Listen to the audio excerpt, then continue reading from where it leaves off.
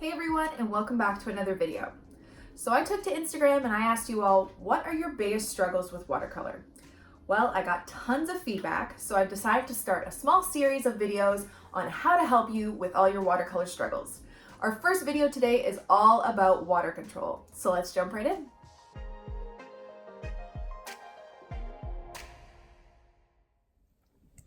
Okay, so to start, I'm gonna go through my materials. I have my B watercolor paper with me today, my Winsor & Newton Cotman watercolors. For those of you who don't know, these are tube watercolors. They come in tubes like this, and they are wet inside.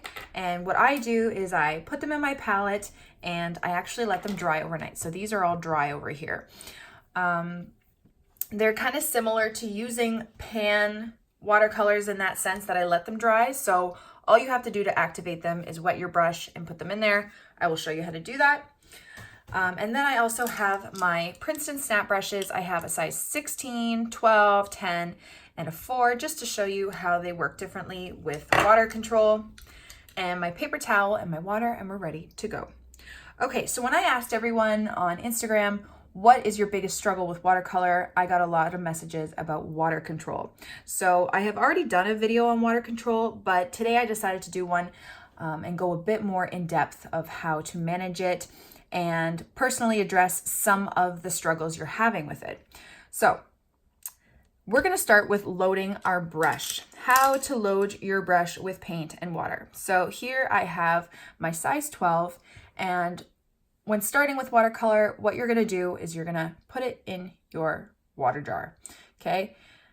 You know, dab it around a couple times, and you can run it against the side, but because our watercolors are dry, you need a decent amount of water to get them activated. So you don't need to rub it against the side or anything. You can just go right into your palette.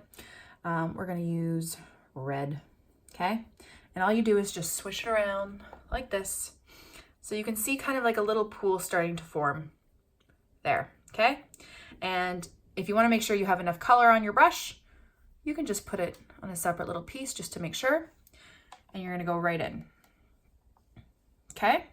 So a lot of people are wondering, like, why do they have too much water? So if that happens, like this, you can see I have a lot of water on my brush and they go right in. And what tends to happen when you have a lot of water on a brush, your color starts to pool in one area, and that is something you don't want to happen.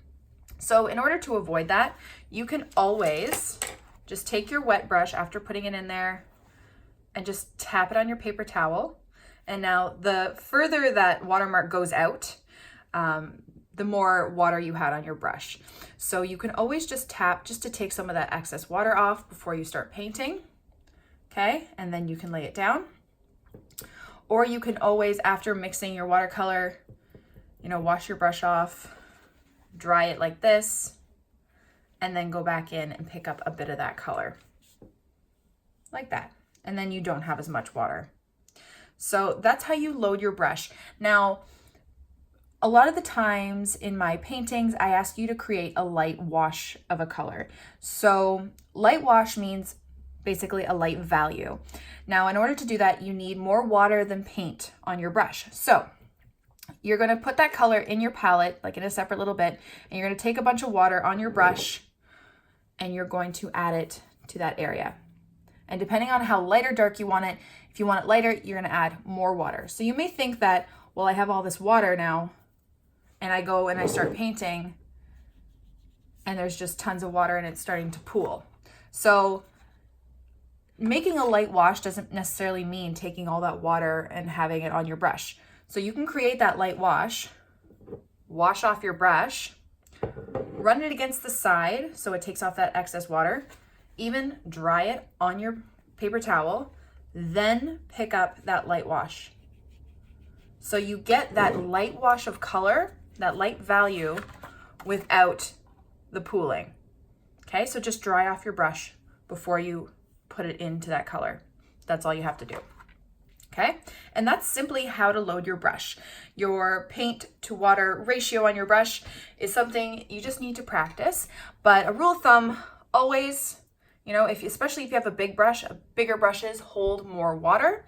So just run it against the side before you go into some color. Unless you're, you know, activating a really dry watercolor, you can, you know, put it right from your water to your color to get that color going.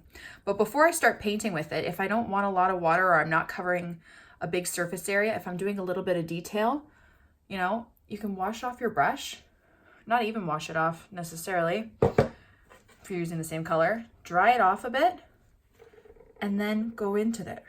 And there you go. Okay. So other things that people were wondering, you know, they don't use enough water. Okay, so when you have your dry watercolors and it hasn't been activated yet, and you take your brush that maybe you've dipped in once, okay, and there's not that much water in it, and you go right to a dry color, and it doesn't give you as much paint, okay? You need to activate those watercolors. So take your wet brush, you know, add more water to it and put it in that color.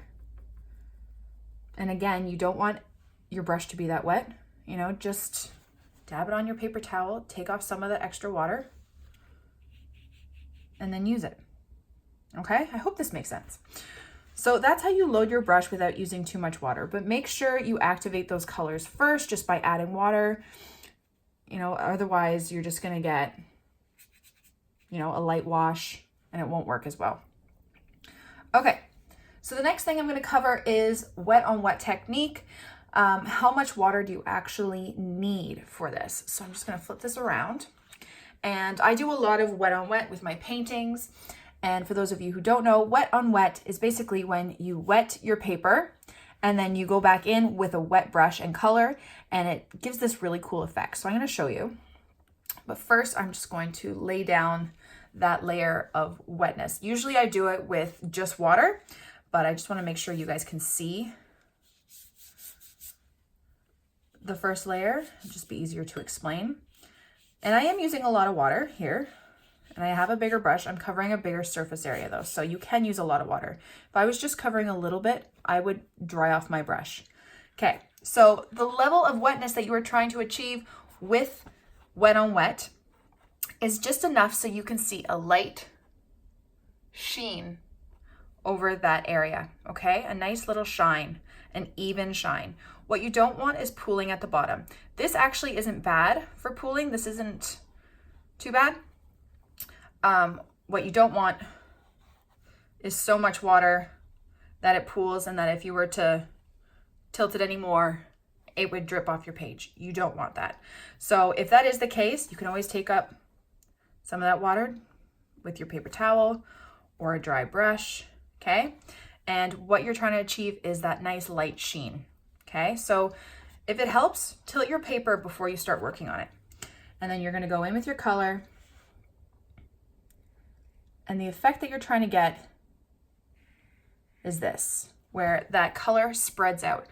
Color moves to wet places. It moves through water. It won't move like here. You get a nice sharp line because there's no water around it. Here there's water around it, so color will naturally move to where there is water. Now, if part of your wet on wet starts to dry, the color will not move there. And then that's when you start to get those funky patterns.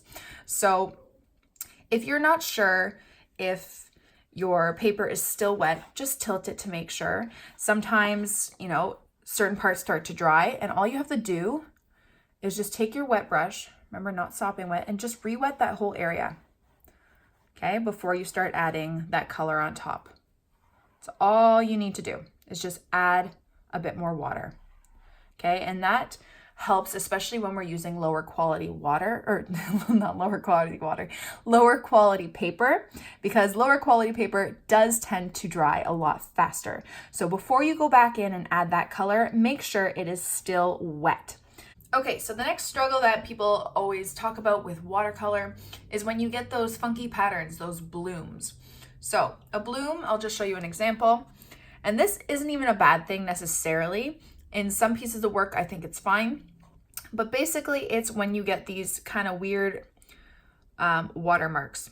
Now, the reason this happens is because the water that you have just laid down, the water and paint that you've just laid down, is more wet than the surface that it is sitting on.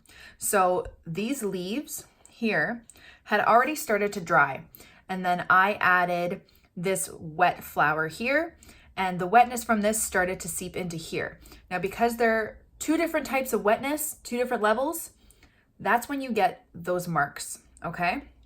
So water and paint naturally want to flow into other wet areas. But once it starts to dry, it stops and it creates these weird patterns, okay? So I'm gonna show you how this happens and how to avoid that. Okay, so the biggest time I find this happens is when I do my leaves. So I'm just gonna paint a simple leaf here, just show you, okay? So here we go, like that. Now, usually in my paintings, I go back into the stem and I will add a darker color, like more color down there, so it gives it a bit of depth. Now, if you really wet your paintbrush and you add a lot of paint and water to the bottom of that, that area is more wet than the rest of the leaf. So when it dries, this part starts to dry first and then this part, which creates that divide. You're not gonna get that really nice seamless blend, okay? This part starts to dry first, and because this is more wet, it will stay wet longer and it creates that weird, pattern, okay? And I'm gonna show you again what also happens. Sometimes people go back in and they just add too much water. Again, it's the same kind of thing, okay? You can already see that water is starting to push that color away, okay? And you can actually use that as a technique to create some cool effects in your painting. I think when I did that ocean painting, I added more water and it pushed that color away and it kind of looked like waves. So you can use it to your advantage. But in this sense, just be careful when maybe you're doing a flower that's next to it. So say you did a leaf. So here, I'm gonna do another leaf.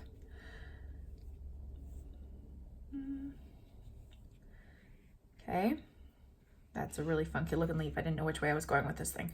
Okay, so here's my leaf.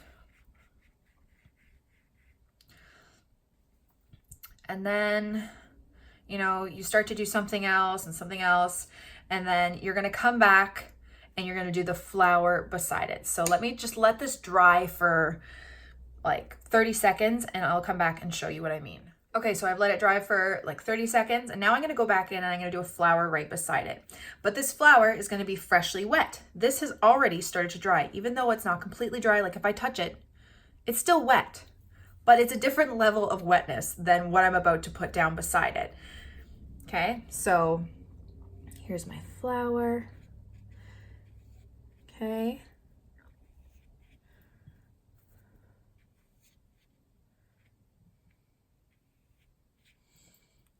And I like some of my flowers and my leaves to touch sometimes. So that this is where I run into that trouble, okay? So what I'd really like to happen is for them to kind of have this seamless blend together. Like, okay, kind of like this one. So you don't see any of those weird watermarks. You kind of just see it goes right from purple to green, okay? You don't have these, like I have some weird watermarks over here too. Over here, it's totally okay, but I'm just showing you why this happens, okay? So as it's already drying, you can see that you're getting that weird kind of cauliflower bloom because this was more wet than this. They were both wet, but this had more water. So water wants to naturally flow into other water that is just as wet. So once you have an area that has started to dry, it stops it and it creates that weird kind of pattern. Okay, it's not a bad thing. It happens in my work all the time. I think it's fine. A way you can avoid that is by using higher quality paper. This was done on bee paper. It works better on arches.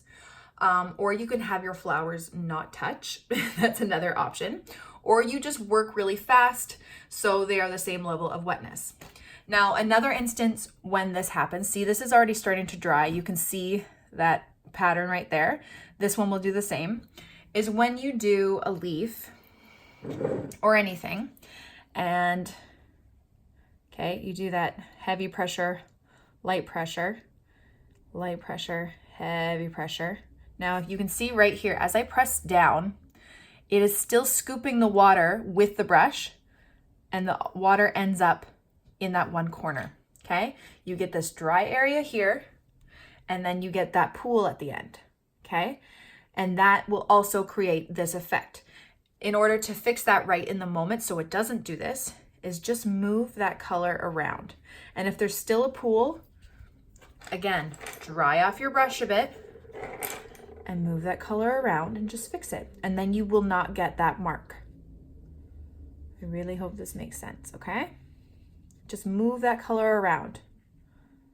Like a lot of the times when I do leaves, yeah, I say, you know, do the light pressure, heavy pressure, light pressure, and it comes out pretty well. Not always though, okay? So like right here, I always usually go back and have to, you know, move that color around because sometimes it will pool in one area. And when it does do that, it's not always a bad thing. So I don't want you to think that I'm like thinking this is a no-no, don't do it. But for the people who are not enjoying these marks, that is why it's happening. It is pooling in one area. That part stays wet longer, the other part starts to dry, and then it creates that effect. Okay, so that is basically why that happens, and that's how you fix it. You know, water control is a very tricky thing, and it's something to be mastered, but that also just takes a lot of practice and a lot of time. So don't be discouraged, and don't give up. So just a couple more examples. I did this earlier just to test for myself. You know, this is even still wet. I had a lot of water right there, and this is completely dry. That's what happens. Then that's why you get those marks. And here I did the flower first, and then I did this leaf, and all that water ran right into here, but because it started to dry, you get those weird marks. So I hope that makes sense. So in conclusion, when you're using your watercolors, you know, if you have a bigger brush, always run it against the side if you think there's too much water. Then put it in your painting or in your paint to activate your colors. You know, use more water to get them going. Swish it around. Dry off your brush or wash off your brush before you go back in to use that really saturated color. Okay? That's for bigger brushes. For smaller brushes, it's a little bit easier, I think, with water control because they don't pick up as much water. Okay, and you'll notice if it's sopping wet, it will drip. Okay, so just wet it, put it in somewhere. You can always run it against the side. Usually you don't need to as much with the smaller brushes unless you're doing really small detail. If you're doing like a really small detail thing, you don't want a lot of water, okay?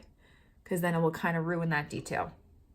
Okay, so like when I do, let's say a bud, here. Okay, and then I'm going to do a stem. If I have a lot of water and paint on my brush, even though it's little, and I want it to bleed into the bottom, it's going to end up taking over that whole bud because there's too much water. Okay, so again, I'll just show you. Do a little bud. Make sure it's not too wet because also it will run into the stem the opposite way. You know, dry it off on your paper towel, move it around. You want that nice bleed. So make sure your brush does not have a lot of water. You know, if you need to, tap it against the side and it's just a very small bleed at the bottom. That's what you want. You don't want the color to overpower that bud, okay? Same thing over here. If I do, this one's really wet, watch what happens. It doesn't even go in because it's just a puddle of water, okay? It won't get that bleed that you want. So I really hope this clarified a few things. If you do have any more questions, please comment below. Thank you all so much for watching my video. I really hope you liked it and I hope you learned something. Don't forget to subscribe to this channel and follow me on Instagram for more. Have a great day, guys. Bye.